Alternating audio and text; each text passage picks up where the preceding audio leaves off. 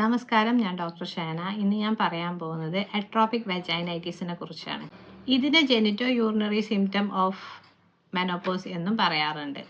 സാധാരണയായിട്ട് മെൻസസ് നിന്ന് കഴിയുമ്പം സ്ത്രീകളിൽ വെജൈനയുടെ ടിഷ്യൂസിൻ്റെ ലൈനിങ് തിന്നാവുകയും ഇലാസ്റ്റിസിറ്റി നഷ്ടപ്പെടുകയും ഡ്രൈ ആവുകയും പെട്ടെന്ന് മുറിവൊക്കെ വരാനുള്ള ചാൻസസും കൂടുതലാണ്. ഇതിന് മെയിൻ കാരണം ഈസ്ട്രജന്റെ കുറവാണ്. അപ്പം ഈ ഒരു കണ്ടീഷനെയാണ് അട്രോപിക് വെജൈനൈറ്റിസ് എന്ന് പറയുന്നത്. സാധാരണയായിട്ട് മെനോപോസൽ വുമൺസിലാണ് കാണിക്കാറ് എന്നുണ്ടെങ്കിലും ഈസ്ട്രജൻ കുറവായിട്ടുള്ള സമയങ്ങളിൽ, അതായത് ബ്രസ്റ്റ് ഫീഡിങ്ങിന്റെ സമയത്ത്, അതുപോലെ തന്നെ ക്യാൻസർ ട്രീറ്റ്മെന്റ്സ് ഒക്കെ എടുത്തു കഴിഞ്ഞാലും ഒക്കെ ഈ അട്രോപിക് വെജൈനൈറ്റിസ് കാണിക്കാറുണ്ട്.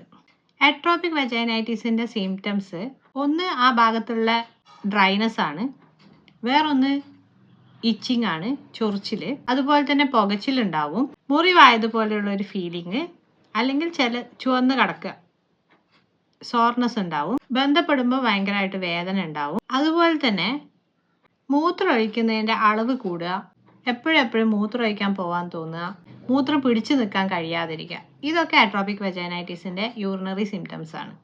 അട്രോപിക് വെജൈനൈറ്റിസ് മെനോപോസിന് ശേഷം ഉണ്ടാവുമ്പം സാധാരണയായിട്ട് അത് സെക്ഷൽ ഫങ്ഷനെ എഫക്റ്റ് ചെയ്യും. അതിന് കാരണം വേദനയും മുറിവും ചൊറിച്ചിലും ഒക്കെ ഉണ്ടാവുന്നതുകൊണ്ടാണ്. അതുപോലെ തന്നെ ക്വാളിറ്റി ഓഫ് ലൈഫിനെയും ബാധിക്കും.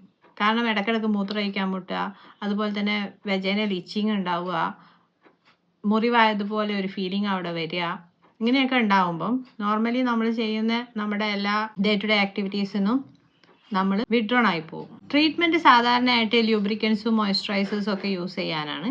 എന്നാൽ അത് ടെമ്പററി റിലീഫേ ഉണ്ടാക്കുകയുള്ളൂ. പെർമനൻ്റ് ആയിട്ട് ഈസ്ട്രജൻ തെറാപ്പിയാണ് ചെയ്യേണ്ടത്. അതിൽ വെജൈനൽ റിങ്സ്, ക്രീംസ്, ടാബ്ലറ്റ്സ് പോലെ എല്ലാ സാധനങ്ങളും അവൈലബിൾ ആണ്.